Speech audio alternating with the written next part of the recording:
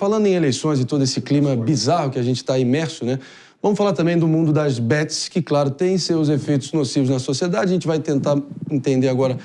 Nosso analista em segurança pública está sempre aí no rastro da informação. Meu querido David de Tarso, me ajuda a entender aqui os esforços sendo empreendidos pelas autoridades que, pelo visto, estão tirando do ar vários sites de bets que estão apostando dinheiro no possível cenário eleitoral aqui no Brasil também. Algo que é até normal e legalizado nos Estados Unidos.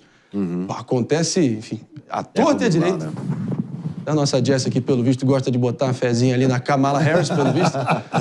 Mas, pelo visto, aqui no Brasil, não é o caso. Por quê? Não existe uma legislação vigente clara no TSE, no Tribunal Superior Eleitoral. Mas, quanto ao Ministério da Fazenda, a regulamentação trata das bets justamente no sentido de as apostas, elas podem ser feitas em relação a competições esportivas e jogos virtuais, então campeonatos de videogame e tudo mais, mas não trata sobre a corrida eleitoral. Por isso que algumas bets foram retiradas do ar e o Ministério da Fazenda está de olho nisso e, se continuar, aquelas que insistirem também podem ter sofrer sanções. Eu acho que até faz algum sentido, né? Você pode apostar no Brasileirão, por exemplo, que tem turno e retorno, e é melhor a gente pensar duas vezes em apostar aqui na Prefeitura de São Paulo, afinal de contas já está na fase de mata-mata, pelo visto. É difícil, mano. É difícil. Não dá, né? Não dá. É verdade, Marinho. Quem sobreviverá à campanha eleitoral? Quem será que apostaria numa cadeirada? Pois é. Imagina. Nossa Senhora, imagina. Não. Prefiro nem pensar. Prefiro nem pensar. Pois é.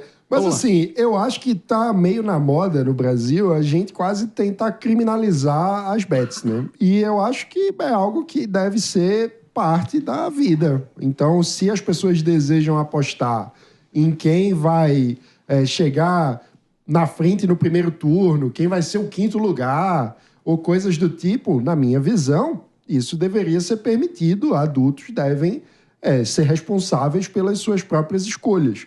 Acho até que pode ser um gosto duvidoso, mas cada um deve ser dono do seu dinheiro e apostar naquilo que bem entender, desde que, claro, não seja uma fraude, né? A gente precisa diferenciar o que é bet, o que é jogo e o que é fraude. São coisas diferentes e o que, na minha visão, a bet deveria ser legalizada e permitida. Aliás, meu caro Mano Ferreira, olha só, outro assunto que é totalmente associado, que parece absurdo. Não tem outra palavra aqui para escancarar o que isso representa, ou pode estar representando uma tendência perturbadora no seio da nossa sociedade, que é o seguinte: dá para acreditar, eu trago aqui para vocês essa pergunta, dá para acreditar que vários brasileiros, pelo visto, estão abrindo mão da própria graduação, da formação educacional deles, para poder gastar dinheiro com bets e jogo do tigrinho? É essa a tendência, inclusive, eu quero que o Mano me ajude a entender a dimensão disso. E eu tenho até aqui um depoimento pessoal que eu apurei com vários amigos meus ontem, nesse sentido. Mano? Pois é, Marinho. Foi divulgado um levantamento com pessoas que desejam fazer uma graduação. E constatou-se que cerca de 30% de pessoas que desejam fazer e deixaram de fazer a graduação, o motivo por deixarem de fazer é que usaram o dinheiro ou estão usando o dinheiro para fazer apostas. Então, isso mostra um grau de imaturidade, na minha visão, né? E de a necessidade da gente cultivar que adultos sejam responsáveis pela sua própria vida, que é uma coisa chocante. Eu acho que a forma de lidar com isso não pode ser infantilizando ou tutelando pessoas que são responsáveis por fazer as escolhas para o seu próprio destino. Mas é assustador a gente vê esse grau de falta de maturidade no brasileiro, né? 30% de quem quer fazer graduação deixar de fazer por conta de gastar dinheiro com bet. E outro dia um amigo meu, enfim, me disse que tem até alguns funcionários deles, jovens, claro, ali a nível de estagiários ainda, que estão pedindo antecipação do 13º e outros benefícios para poder pagar a dívida de bet. Então, para a gente achar que isso aqui não é só uma notícia distante, abstrata, pessoas reais de carne e osso estão tendo que lidar com isso cada vez mais. David, me ajuda a entender a dimensão dessa crise. Não, é belo investimento no futuro, né? Pelo amor de Deus. Mas o setor varejista também tem sofrido, porque em vez da pessoa ir lá e adquirir algo, ela acaba apostando, porque as bets regulamentadas, elas não podem ter algoritmos que prejudiquem a pessoa.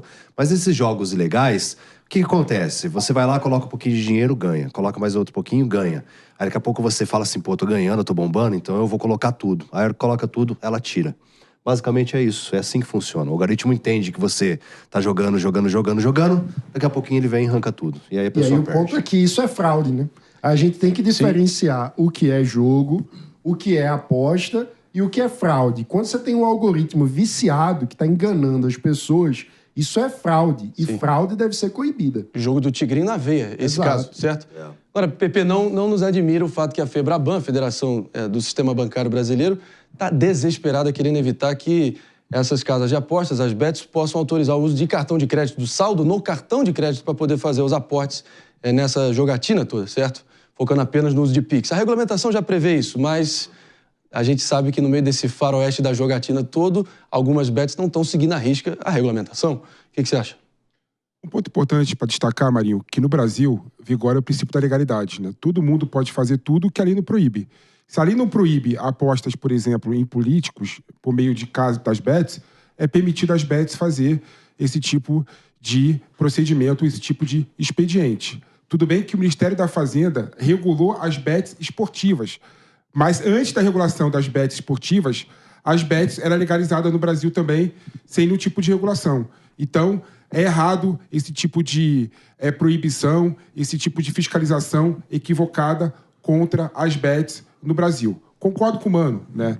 Claro que a regulação da bet teve um ponto completamente deficitário, que a regulação foi feita sem buscar uma forma e uma alternativa de cuidar das pessoas que têm problema de saúde mental por conta da bet. Então nós temos que pensar como a gente cuida da saúde mental das pessoas que se endividam por conta disso, as pessoas que entram em depressão por conta de dívidas dos jogos. Agora, proibir nunca é a melhor opção, né? E realmente as bets, por conta da falta de cultura do Brasil com o jogo, o Brasil tinha jogo oficial, Mega Sena, o jogo do bicho que era ilegal, inconstitucional de certa forma, né? Mas não tinha uma cultura de jogo, né? Então agora os brasileiros estão sendo expostos já a uma cultura de jogos variadas e nós temos que enfrentar esse problema de uma forma muito séria, não proibindo e não criando artifícios de modo a evitar que as bets façam o que querem fazer apostando na corrida eleitoral de São Paulo. Mas agora, para toda demanda tem uma oferta. E se tem pessoas agora vislumbrando esse mundo como algo até que eles podem se profissionalizar nesse sentido, daqui a pouco a gente vai estar vendo o quê? Curso de pós-graduação em apostas? As pessoas vão querer o quê? Se formar para prestar concurso para a OAB, a Ordem dos Apreciadores das Bets? Que isso, cara? É muito triste, é muito triste, é muito assustador. Nisso que o Pepe falou, até vale lembrar recentemente, nessa semana, ontem, na verdade, o senador Omar Aziz, do PSD, ele entrou com um pedido à PGR para suspensão das bets no Brasil até a regulamentação. Por que é importante ressaltar isso? Porque em 2025 é o ano em que a lei que foi aprovada, ali a situação da regulamentação das bets, seria a partir de 2025 que essa legislação valeria. E o Ministério da Fazenda disse que o período até lá seria um período de adaptação. Então aqui já fica uma crítica ao ministro da Fazenda, Haddad, por ter permitido e por ter advogado para que ocorresse dessa forma. Por quê? Porque isso permitiu às bets agirem no Brasil de uma forma desordenada.